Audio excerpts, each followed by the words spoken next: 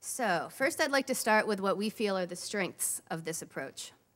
As faculty, I think we are universally agreed that this structure is of enormous value to us as educators. We feel that we learn so much from each other and from the other courses, and then that information informs our teaching and often our own research.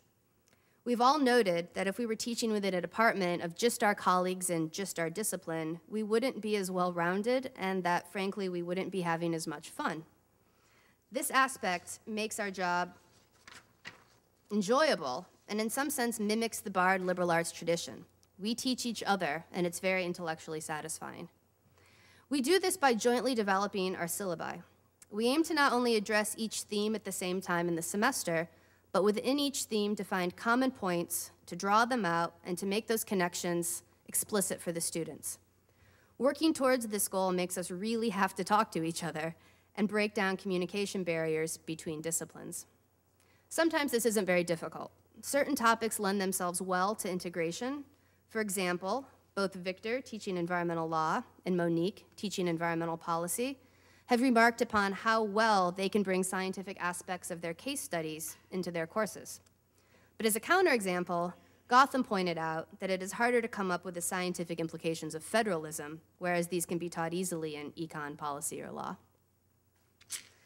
Challenges. It should be pretty clear that the main challenge to this thematic structure is the time it takes to implement it. Coordinating these joint syllabi and course materials involves significant time in faculty meetings and in email communications between faculty. This seems to be a pretty unique demand on our time as faculty and appears to be extraordinary as compared to other programs. There are obvious implications for our individual research and for the time we have to spend on other initiatives. The amount of time spent developing the thematic structure exacerbates what probably would not be an issue if considered by itself, which is the amount of time we spend in office hours and mentoring students. This high amount of contact between faculty and students partially arises from the diversity of students in our classroom. We accept students with different academic backgrounds, employment histories, life stories, and skill sets. This has benefits, obviously, especially in creating vibrant classroom discussions. But this heterogeneity in the classroom makes it harder to teach and sometimes to keep everyone engaged in every subject. But returning to the challenges of the thematic structure itself, I should mention that the learning curve for faculty is substantial. If, for example, we as a group decide to add or further emphasize a subject area within a module that, say, I myself may have not spent a lot of time on before, or for new faculty. Suddenly being required to teach entire themes that you are not familiar with can make for a rough first year. There are other more course-specific challenges as well. Just to give one example, Victor has had a difficult time finding an environmental law text that incorporates policy concerns and that isn't pitched at second or third year law students. There are a couple of last additional concerns I want to mention before I end, and that these should be considered in any discussion of our curriculum. As our program stands now, the faculty are, on paper at least, teaching the same course every year. Within BCEP, we really have no opportunity to develop new courses. We do all try to take pains to update materials and readings to reflect current understandings or introduce new, timely topics, and this helps, but generally we're not really allowed to develop brand new courses. Some answer to this may lie outside of BCEP through increased interactions with the undergraduate college. For example, Jen has taught agricultural tutorials, Gotham has taught an entire class on game theory, and I think all of us by now have been or will soon have been advisors of undergraduate senior projects. Lastly, what we cover in the curriculum, the choice of our themes, is also a question, as is the future size of our program, namely whether we should expand, and if so, by how much, and how will this affect what we end up teaching.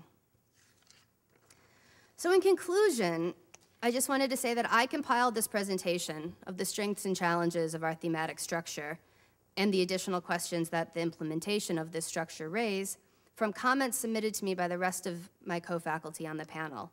So these are my words, and I encourage them later to, if they would like to further clarify a point or add to it, to please feel free to do so.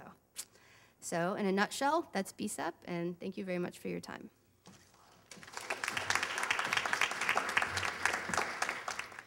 Well, I first want to thank Eben for inviting me here. It's a real privilege to be here for these conversations and hear the thoughts of BCEP on how to tackle these questions of interdisciplinary work that I think we're all trying to figure out, and quickly, in order to meet the challenges that are before us with regard to the environment.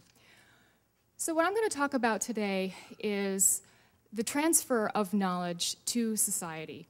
And with the growing urgency of environmental problems, there is also a growing interest in and urgency to transfer the knowledge that is being generated in our academic institutions to society in order to improve policy decisions. And so what I thought I would do today is to tell you what we've learned so far as we have worked to scale up, to adapt a successful but very small niche leadership program, the Leopold Leadership Program, for a new set of audiences at Stanford that is considerably broader. So the roots of the Stanford program begin in 1998 with the formation of the Leopold Leadership Program, and it was created by a group of ecologists who had been invited to brief then President Bill Clinton and Vice President Al Gore and members of Congress about climate change. They had half an hour, there were 10 of them, so they had 3 minutes each to cover very complex topics in their areas of expertise.